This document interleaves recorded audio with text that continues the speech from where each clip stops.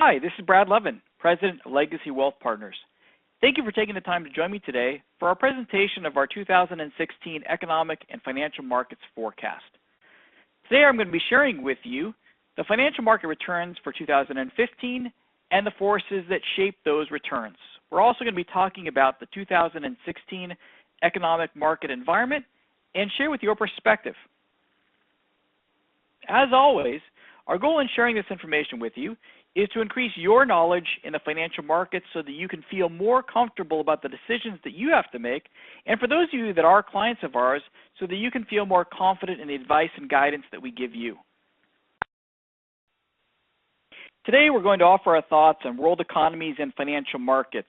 We'll be looking back at 2015, discussing where we are today, and looking ahead to what may be coming in 2016. As we do, we'll be talking about perspective. Everyone sees the world through distinct filters. And oftentimes, reality is a reflection simply of the angle from which you're looking at things. So let's start with a review of the performance of the major asset categories for 2015. U.S. stocks, as measured by the S&P 500 index, declined 0.73% for the year in terms of its price performance. If we factored in dividends, it was slightly positive. Treasury bonds yielded at the end of the year 2.27%. International stocks measured by the MSCI World Index lost almost 3%. Emerging market stocks did considerably worse, losing almost 17% for the year. Gold also went down to the tune of about 11.5%, and commodity prices dropped considerably, with oil contributing significantly to that loss of almost 25%.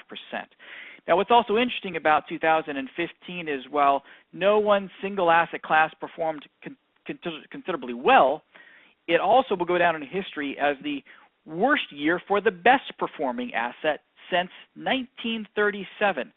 In other words, we have to go back that far to find another year where the highest performing asset category out of bonds, stocks, and commodities had a return lower than 2015, and that best performing asset last year was treasuries. What I'm showing you here is the historical performance of every major asset class measured yearly from 2000 through 2015 and ranked from best to worst in each column for every year. And what you'll notice is that there has not been any one single asset that has performed the best throughout this period of time. What you'll also notice is that there are some gray boxes floating throughout the middle section of the chart and linked together by a black dotted line. That is what we refer to as the asset allocation portfolio, which is a diversified portfolio comprised equally of all the other assets there on the chart. Now, what you'll notice about the asset allocation portfolio was that it was never the best performer in any one of these years, nor the worst performer, and that really speaks to the importance of diversification. Well, you will also notice that in 2015, even a diversified portfolio generated a negative return of -2%. And actually, according to a recent survey of a large audience of American investors, it was estimated about 73% of American investors will show a loss in their portfolio for 2015. Now, as I said, 2015 was a pretty flat year for the U.S. stock market, but it wasn't flat from beginning to end. In fact, as you can see from the chart here, it was quite volatile. But while volatility can be difficult to tolerate, it's important to put in perspective, because while markets will go up and down throughout a period of time, they are always moving higher over the long term. And that's really the most critical element of successful investing, is focusing on the long term, not so much on what's happening from day to day or from. I'd like to dissect the returns of the U.S. stock market a little bit further for you, and draw your attention to the middle section of this chart page. For 2015, we've broken down the performance of the U.S. market into 9 asset categories. Value, blend, or growth, comprised of large, medium, or small company stocks. And you'll notice that the one single best performing asset class out of all of these 9 last year was the large growth category. And what you'll find is that the stocks that performed best last year were primarily those of biotech and technology companies of large companies. In fact, if we took the performance of the best performing 4 stocks out of the stock market, it would actually have been negative for the year.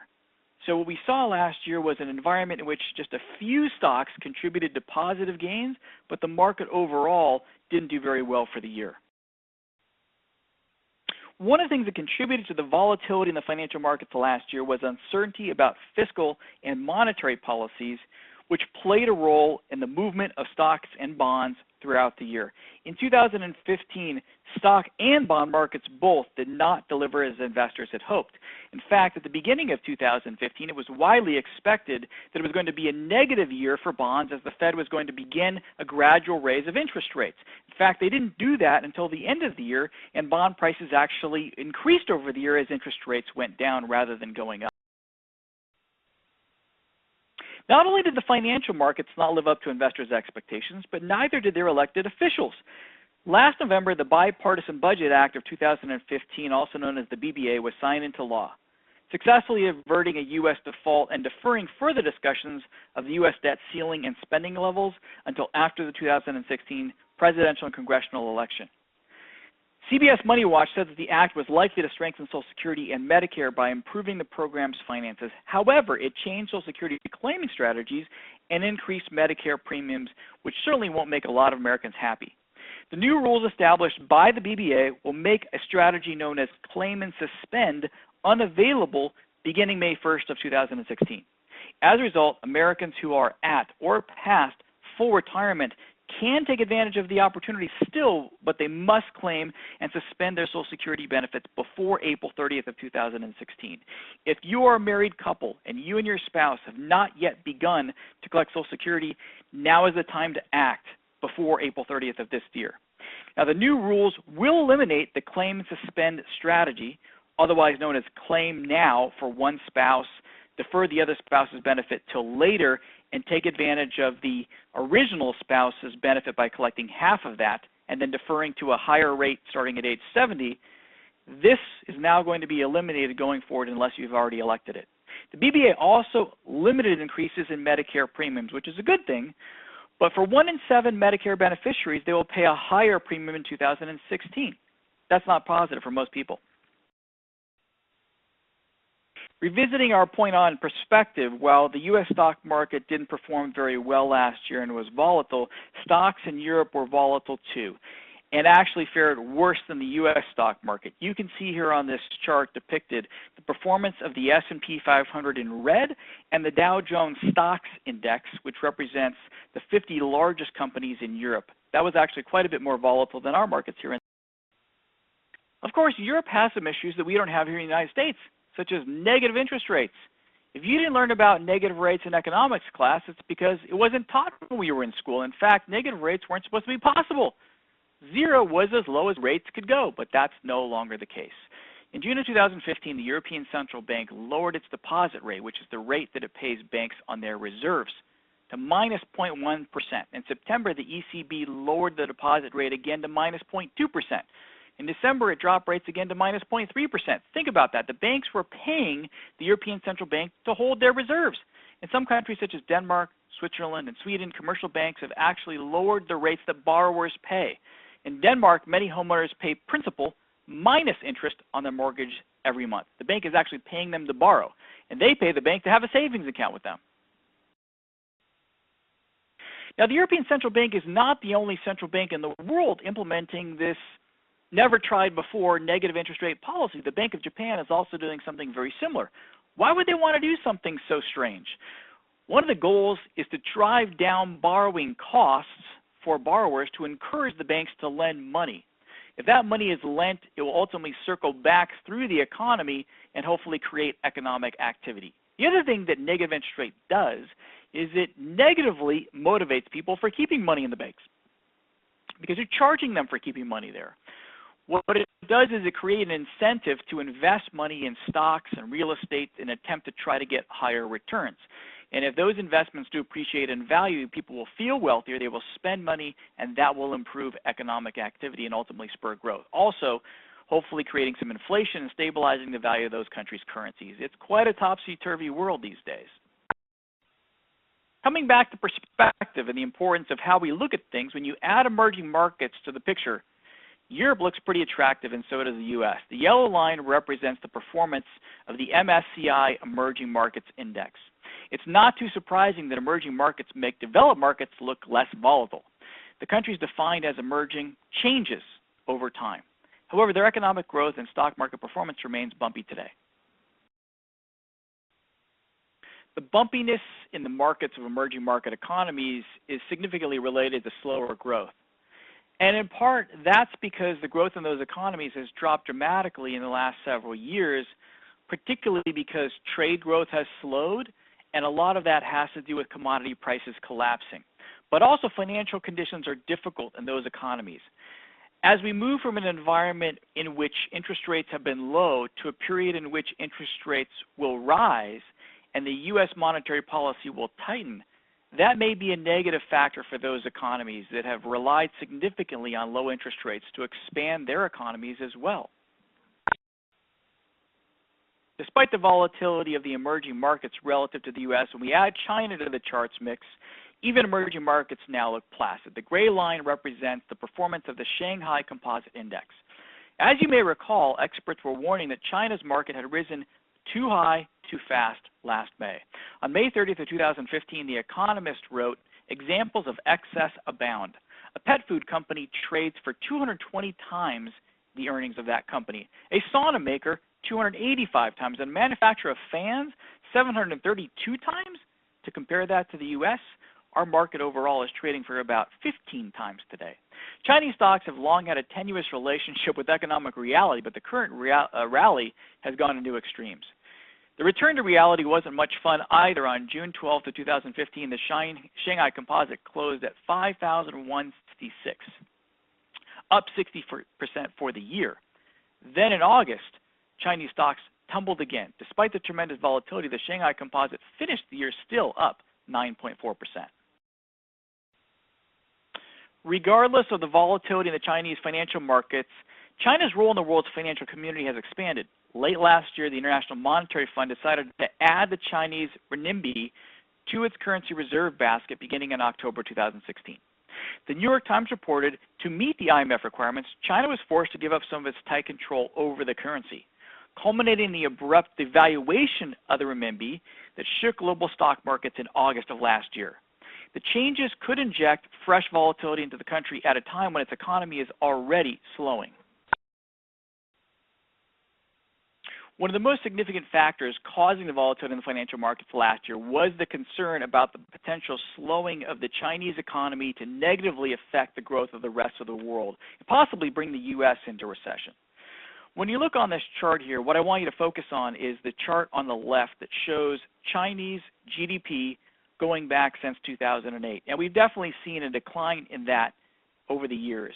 It's projected that in 2016, the Chinese economy will also grow slightly less than 7%. But what you'll notice is that what has changed significantly is the percentage of the economic growth that has come from investment on the part of the government. That's shrunk considerably. And that's been on purpose because the goal of the Chinese government has been to shift their economy to be one that is more consumer-oriented, much like the U.S. is. So as they have cut back on government investment, what has not happened is a significant increase in consumer spending to pick up that slack, and that's why that economy has slowed down. But what I do take confidence in is the fact that the Chinese government has the tools available, if necessary, to do a lot more to stimulate their economy. On the chart on the top right, you see the level of Chinese foreign exchange reserves, which is tremendous. If they want to spend money, one of the things that they can do to stimulate their economy is write checks to invest more money in their economy, and that can possibly ignite some growth. Also, they have some monetary policies that they can use. They can lower their interest rates pretty significantly. Their interest rates, the equivalent of our federal funds rate, still is around 4.5%. They can lower that a lot from where it is, stimulate more borrowing. They can also lower the reserve requirement, the percentage that which banks have to keep on hold with the People's Bank of China. And if they do that, that can also be another source that can increase lending and potentially stimulate economic growth. So I would not count China out and its ability for them to stimulate their economy if necessary. One of the other reasons for the significant slowdown in world economic growth, as well as the impact on the emerging market economies, including China, has to do with the price of oil. Oil prices have fallen about 60% since the summer of 2014. In fact, the price disruption was caused by falling demand in China and Europe, but it was also caused by a glut of supply here in the U.S. as we have ramped up production and OPEC maintained a level of output that has driven prices lower. Economically, it's been great for us consumers who have enjoyed these low gas prices, but very tough for oil-producing countries and very tough for the energy sector here in the United States. In early December 2015, the U.S. Energy Information Administration reported a barrel of Brent crude was selling for about $40 a barrel, and we've seen it actually drop well below that early here in 2016. That seems pretty low when you consider the price was more than $106 a barrel just back in July of 2014. So let's take a closer look at why prices have dropped so precipitously. First of all, production has increased significantly. When you look at the chart on the top left, you can see that the production here in the United States from 2013 through the projection for 2016 reflects an increase of over 19%. And when you look at consumption, we can see that consumption is only estimated to increase 3.2% over that time here in the U.S. and only about 4.3% globally. Whenever you have a dynamic where supply outstrips demand, prices are naturally going to fall. And that is the main cause for the decline in the price of oil. It has been our goal for several years to create energy dependence here in the United States. We have ramped up production significantly. It's almost been like a new gold rush. The downside is that with all these new entrants to the market, there has been a significant increase in production, and the supply is not being met by demand that's commensurate to that level of supply. One of the other factors that has contributed to the decline in the price of oil has been the significant rise in the value of the U.S. dollar. It's important to realize that oil is denominated and traded in U.S. dollars. So when the dollar appreciates, the value of a barrel of oil is going to naturally adjust downward. But the dollar has increased pretty significantly. In fact, since 2011, August, it's increased about 36%. Now, as the dollar has gone up, not only has the price of oil gone down, but also for foreign purchasers of U.S. goods, those goods have become more expensive, and we have become less competitive in the world marketplace, which has negatively affected our trade balance. So what we've seen over the last year is the increase in the price of the dollar, coupled by the decrease in the value of the price of oil, has had a negative impact on the energy sector of our economy as well as manufacturing. There is no doubt that 2015 was certainly an interesting year. So where are we now? Well, for starters, we're in an election year. Speaking of the election, it's probably a pretty good idea to address some of the financial lore that is associated with election cycles. For instance, the blue bars on the chart show the average return of the S&P 500 during each year of a presidential election cycle from 1928 through 2014. It looks like the third year of a presidential term delivers some attractiveness, but let's look at the black lines. After subjecting results to a variety of tests, experts in an organization called Seeking Alpha concluded for the past 87 years, any impact that the presidential cycle has had on stock market returns is indistinguishable from chance. So does it matter which party wins the election? The answer you get, of course, depends on who you ask, but also the time period analyzed and the measurement that they choose, whether it be stock market performance, economic growth, and so on. For instance, during the period from 1928 to 1980, the average annual gains for the stock market during the years the Democrat was in the White House were 12%, compared to that of Republican years being 2.6%. The result is different, though, if you change the measurement period from 1952 to 1992. During that period, Republican presidents saw an average annual gain of 11.6% compared to Democrat presidents at 11.5%. What you have to remember is that business cycles, the periods of economic expansion and recession, don't fit neatly into presidential terms. So the consequences of one president's actions may actually be realized during another president's term. In my opinion, over the last two presidential terms at least, the impact of the Federal Reserve has had much more of an effect on the economic cycle as well as the performance of the financial markets than anything that the president has done. President Obama is not going to go down being one of the more popular presidents in history for sure. But during his period of term in office, the economy here in the United States has risen to the highest level ever in history, and the stock market has appreciated more than 250%. Is he responsible for that, though? I question that. Let's expand our view beyond the American elections, though, and explore the impact of the relative strength of various world economies and how that may affect the financial markets. On this chart, what I'm showing you is GDP that was actually realized in these economies in 2015. What was estimated is there in dark blue. Inflation is indicated in light blue, and the unemployment rate is indicated in yellow. What you'll notice here are the worst two economies that stand out are that of Brazil and Russia. Both of those economies have shrunk significantly and are now in recession. Also, their unemployment rates are significantly high, and so is inflation. Why have they fared so poorly? The significant reason for those economies doing so poorly really is the price of oil being so weak. Both of those economies are big producers of oil and other commodities, and the low oil prices have really crippled them over the last couple of years. While oil prices are getting a lot of attention right now, so are the policies of central banks around the world. The concern is that central banks are pursuing very divergent policies. Here in the United States, the Federal Reserve raised rates for the first time in almost 10 years, starting in December. And that has a lot of folks speculating about where interest rates may be headed from here and how that may affect the U.S. economy and whether or not the Fed is pursuing the right policy. Because outside of the U.S., most central banks around the world are pursuing the exact opposite policy, trying to be more accommodative. In fact, the European Central Bank, the Bank of Japan, implementing policies to go to negative interest rates, as I already talked about, in an effort to reinvigorate growth in those economies. China is also pursuing easy money policies to try to support economic growth.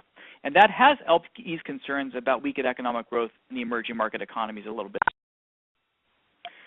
So the Federal Reserve has telegraphed to us that they plan to implement a policy of normalizing interest rates, which means moving higher. And on this chart, the blue dotted line represents what the Federal Reserve is telling us about where they expect interest rates to go over the next couple of years. They expect that by the end of 2016, we'll be at 1.38%, which would imply about 4 interest rate hikes over the course of the year. And they would cite as a reason for interest rates going higher is the fact that unemployment has gone down significantly and the economy has significantly strengthened, now leading to concerns that we're going to see inflation become a reality. And while inflation is necessary to implement growth in our economy, they want to try to keep inflation at 2%. You'll see here that the PCE inflation rate, which is the preferred measurement that they use representing personal consumption expenditures, is projected to increase up to that 2% range between now and 2018. That's where they want to keep it, and they think that raising interest rates is necessary in order to keep a lid on inflation and not let it get too high. The real risk here is, has the Fed timed it right? Are they beginning interest rate increases too early at a point in which the world economy has shown some signs of weakness lately? And will that be negative for the U.S. economy if we start slipping into economic weakness while they are raising interest rates? Could that tip us into a recession? The other issue is the possibility that they are now raising interest rates too late, and they should have started this a lot longer ago to ward off potential inflation increases in the future. Only time will tell, but it's certainly a concern. With regard to the central bankers, the real dilemma is that the policies that they've implemented over the last several years have never been tried before in history. So it's a unique experiment. We don't know what the outcome will be. We know that certainly economic growth has improved here in the United States, but the question is at what price? Will we experience significant inflation in the years to come? Or have we already utilized all the bullets that we have available to us at this point to create economic growth, that if we slip into a recessionary environment, we've got nothing else left to use? That's a big question. Certainly, when we look at the improvement in the economy from the standpoint of unemployment, we can see significantly positive results. In October of 2009, the unemployment rate in the United States was 10%. In November of 2015, it was at 5%, and in January of this year, it dropped down to 4.9%. Also, the 50-year average for unemployment has been 6.2%, so we're now well below that. The blue line here shows the growth of wages. Wages have been significantly stagnant over these period of improving years in unemployment. Even though jobs have been created, people have not been making more money. That is now starting to turn the corner because over the last year, wage growth has actually improved by 2.5%. So we're getting better, and that is contributing to the Fed's concern that wages moving higher will ultimately create. In terms of inflation, it's not a factor to be concerned about yet today because it's pretty non-existent right now in our economy. When we look at this chart, we can see some long-term statistics, in fact, over the last 50 years. The headline inflation rate subtracts food and energy from the equation. And that consumer price index has increased 0.4% over the last year. Compared to the 50-year average of 4.2%, that's pretty non-existent. The core inflation rate subtracts food and energy, and that level of inflation is 2%. But again, the long-term average is slightly over 4% as well. So it's not a factor today to be concerned about, but the Fed is worried that ultimately wages will move prices higher. So with regard to the stock market, how is it positioned today? Are U.S. stock prices highly priced, as many would suggest? Well, it depends on who you ask. Some experts think the markets are fairly valued. In his 2016 outlook, Stephen Auth, the chief investment officer at Federated Investments, wrote, "With long government bond yields still stuck below 3% and likely to remain there for some time, we see investors as gradually come to the realization that equities with their growing cash flow streams on the back of solid business prospects are worth far more than they are at current levels. Indeed, we expect that before this bull market is over, we will see forward price-to-earning ratio multiples on equities move in the low to mid-20s. So he sees. Other experts will tell you that stock markets are overvalued today. Henry Blodgett, who's a stock analyst and founder of the Business Insider, said that according to several historical valid measurements, stocks are now more expensive than they've been at any time in the past 130 years. Now, that's quite a bold statement. And some experts will tell us that in the short term, stock valuations really don't matter. According to Savita Subramanian, the managing director and head of United States Equity and Quantitative Strategy in Global Macro Research, says, our work suggests that valuation is a very poor short-term timing indicator, yet is the single most important determinant of long-term returns. So one of the ways that we can judge the valuation of the U.S. stock market is to look at the price-to-earnings ratio on stocks. And when we look at the chart here, we can see that stocks here in the U.S., according to the S&P 500, are currently trading at 16.1 times as of the end of December of 2015. And we can compare that to the long-term 25-year average, which has been 15.8. So we're slightly above that as of the end of the year, but certainly not considerably overpriced. And also, I would say that stocks are not considerably below value. The question is, are earnings going to go higher or lower from here? Because if earnings turn downward, then that would make stock prices more expensive. And certainly one of the drags on earnings has been the low oil prices. I would expect that prices of oil will stabilize and begin to move higher throughout 2016 as the supply comes down a bit because of the rig count producing oil lowering, as well as less capital investment being done in new oil drilling projects plays out. So the supply will decrease a bit as demand actually picks up over the next year or so. If oil prices stabilize, that should improve the earnings picture for U.S. corporations, along with the value of the U.S. dollar stabilizing and beginning to decline. If that happens, then U.S. corporations will be generating higher profits from overseas sales. Those become more competitive relative to the rest of the world versus where we are today. I want to review here for a moment and share with you that I think that in terms of the risk of recession here in the near term, I'm pretty confident that that's not a likely risk for several reasons. First, as far as China is concerned, I don't think that China is going to be a situation to cause a recession because there's a lot of tools left in their toolbox to stimulate, as I've already referred to. Also, I believe oil prices will stabilize and move higher in the near term, particularly because we're actually cutting back on the level of new supply that's being produced, and demand should continue to increase over the next couple of years. I also think that the improvement in the price of oil will turn around the direction that we've seen of the negative drop in earnings here in the U.S., and I also feel that the U.S. dollar will stabilize if it is not already and start moving lower, which would be positive for U.S. corporations. So I don't really worry about U.S. recession here in 2016. But beyond that, I am concerned about it being a reality in 2017 or 2018 for sure. And why I would say that is when we look at the long-term drivers of economic growth in our economy, those forces are actually waning on us. If you look at this chart here to the right, it's focusing on the two drivers of growth in our economy being growth in our workforce plus growth in real output per worker. Those two factors combined lead to GDP growth. And we can see that over the last decade that has actually been declining, and I think that will decline more going forward in the near term. The reason is that when we take the unemployment rate from 10% down to below 5%, there's not much more improvement we can get out of our economy in terms of new workers added to the employment force. Also, when we look at the working age population, that's actually shrinking. There are more people leaving the workforce today due to retirement age versus those coming into the workforce. And in terms of productivity, companies are really not very interested today, unfortunately, in investing in a lot of resources to actually improve worker productivity. What they have been, unfortunately, very interested in doing is trying to squeeze as much as they can out of every worker they have and actually cutting back on the number of workers to do the job. So because of those reasons, I think that this economy will run its natural course and will probably be in a recession within the next 2 years. After that, we will have a recovery and then move on to the next cycle. So having said that, let's take a closer look at where we may be going. As Yogi Berra was famous for saying, predicting is hard, especially about the future. It's always challenging to predict what's ahead and how it may affect our lives. The Conference Board releases global economic outlook figures, and they expect that the global economic growth rate will improve slightly in 2016, rising to 2.8 from 2.5% in 2015. And the report further states that the world is in a holding pattern in which positive and negative forces are offsetting each other.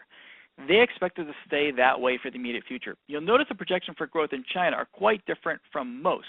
Many experts estimate China's 2016 growth rate at between 6 and 7%, as I already alluded to. The Conference Board, however, explains that after years of over-optimistic GDP estimates from Beijing, the Conference Board has adopted new adjustments to Chinese data, which basically estimate Chinese economic growth rate at a more realistic 3.7%. Essentially reflecting their belief that they think that China is overstating their results. Whether their adjustments will prove out remains to be seen. So what could affect global economic growth?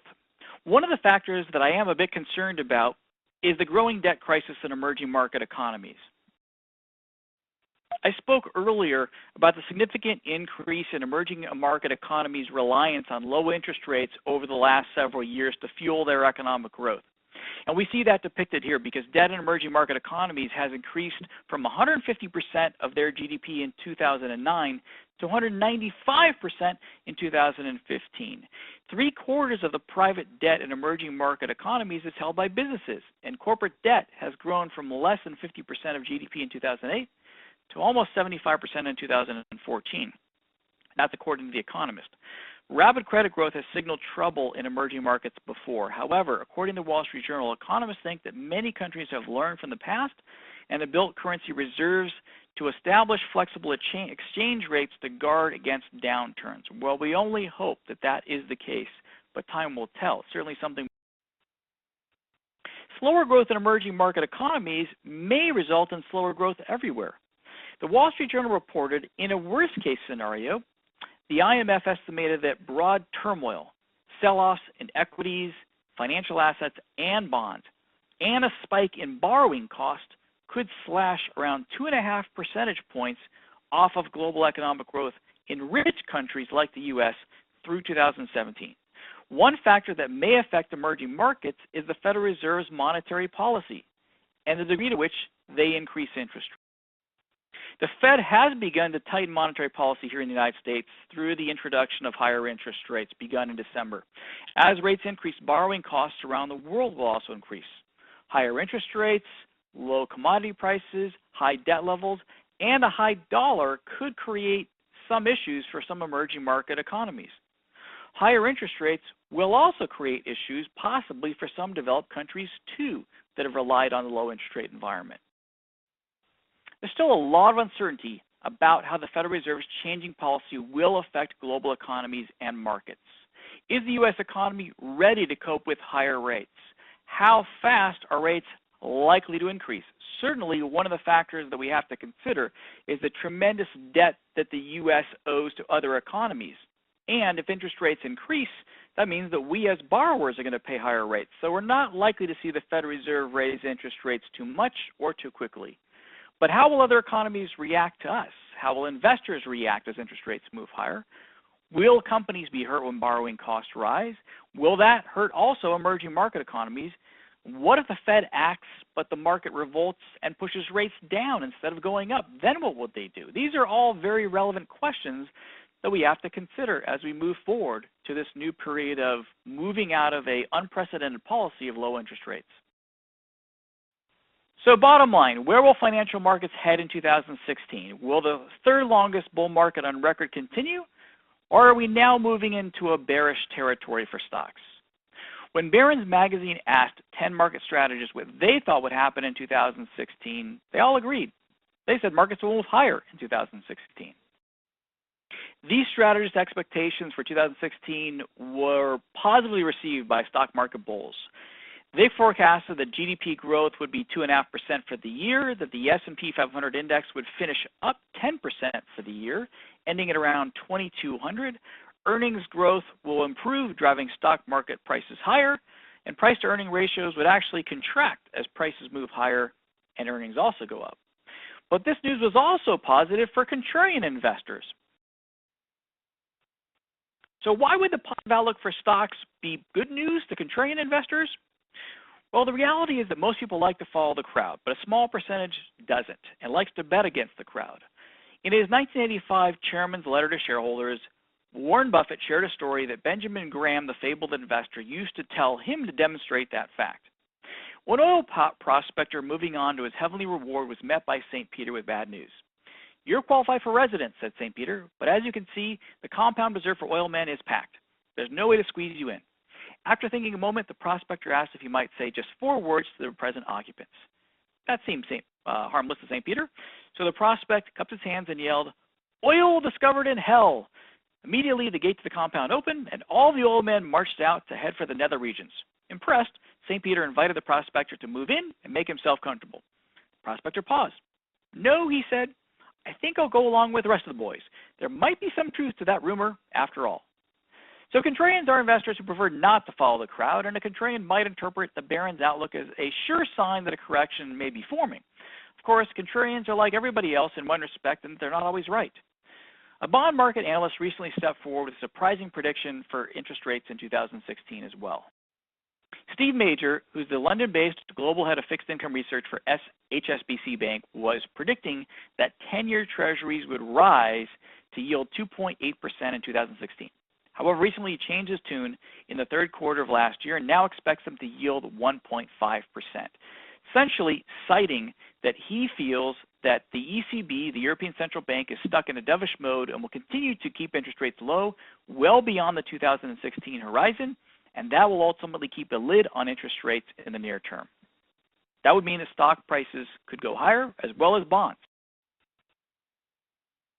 And in contrast to that, Dan Fuss, who is the vice chairman at Loomis Sales & Company, a fantastic bond manager, predicted that Treasury bond yields will move far higher next year. Although he cautioned that markets' current geopolitical turmoil makes forecasting especially difficult. Now, here in 2016, we've already experienced a pretty significant amount of volatility in the stock market so far. And I want to spend a couple of minutes addressing that for you because I want to share with you my perspective on this. We spend a fair amount of time studying what we refer to as technical analysis, which is a methodology of looking at charts to follow market behavior and essentially determine what direction the price trend is moving. On this chart, I have plotted the performance of the S&P 500 index and traced its path over the past year. What I've identified is how this trend has evolved over the last year. Now, what you may notice is going back to May when the market reached its peak last year, after that point, the market pulled back and then recovered. And every time it recovered, it failed to exceed that previous level. And as it pulled back, it moved lower and lower. So a price trend defined as lower highs and lower lows is suggestive of a market trend that is weakening. On the other hand, one where we have a period of higher highs and higher lows suggests a market trend that is strengthening. On January 12th, I recorded a podcast for clients, and I suggested at that time that based on the market's behavior, that it was possible that we could easily see a pullback in another 10% in the market before turnaround began. And since that date, we've actually seen about another 4.5% correction. Now, I can't tell you whether or not the market may be bottoming or what we might experience further weakness, but I can tell you that I don't see in the market a developing environment that would suggest that we're moving into a very serious correction like we went through in 2008. I think that in the near term, it's more likely, because of the economic fundamentals, which actually worldwide are pretty solid at this point, particularly here in the U.S., that we will see a bottoming period come about and the stock market ultimately recover throughout the rest of this year. At Legacy Wealth Partners, our objective is not to promote investments in the stock market or any investments in general per se. Rather, our objective is to help you, our clients, achieve your lifetime dreams and goals and to get there with less stress in your life. And to do that, one of the things that we have to do is to help you implement a plan that you can stick to over the long term, and also help to try to manage risk in your portfolio during volatile periods of time. Now, in addition to the tools that we use traditionally for investing stocks, bonds, cash instruments, there are a lot of investments that fall into the category of alternative investments. And this broad category consists of a lot of different strategies, but collectively the goal of alternative investments is to help reduce the ups and downs in investment portfolios and to actually potentially increase returns over time. Now, what you can see on this chart here to the left is the differences historically made in portfolios, including alternative investments versus those without alternative investments from 1990 through 2015. As an example, you can see here that a portfolio with 50-50 stocks has achieved a return slightly over 8% a year over that period of time, and on the x-axis, the horizontal axis, we can see the level of volatility. If that portfolio was shifted to include 20% in alternative investments as a result of lowering the stock and bond exposure, the return goes higher, and the volatility would have historically gone down. These instruments can be very useful in client portfolios. They're not without risk, but they just have different risks. They tend to zig when the market zags, and they can be very beneficial. If you'd like to learn more about them, I'll be happy to talk to you about them specifically. And as I said, while the outlook for the economies and markets may be interesting, at least to some of us, and talking about particular investment strategies may be very important, what's really important for us are your financial goals. And it's just as important for us to know how your lives may be changing in the coming year, as it is for us to be aware of forecasts and predictions. There may be changes in your life, such as a new grandchild, or perhaps a marriage upcoming. Perhaps a daughter or son-in-law has joined your family. Maybe an illness has cast a shadow on your household. No matter what's happening, life changes play an important role in determining the financial strategies that will be right for you. We want to know about that so we can assist you. And I can assure you that no matter what 2016 holds, we will be here to help. Our disciplined investment process was designed to help you reach your goals. While we monitor economic and market developments closely, we don't let the noise of the day-to-day events determine our actions. We will not take action until our process indicates that we should. We follow a very disciplined process, which we have confidence in. And that's the reason that we all sleep well at night. Do you have any questions about what we covered here today? If so, we'd be happy to address them for you. You can feel free to reach out to us by phone, which is at 818-995-7733, or you can contact us through our website. Take a look at www.legacywp.com. Thank you for taking the time to join me today.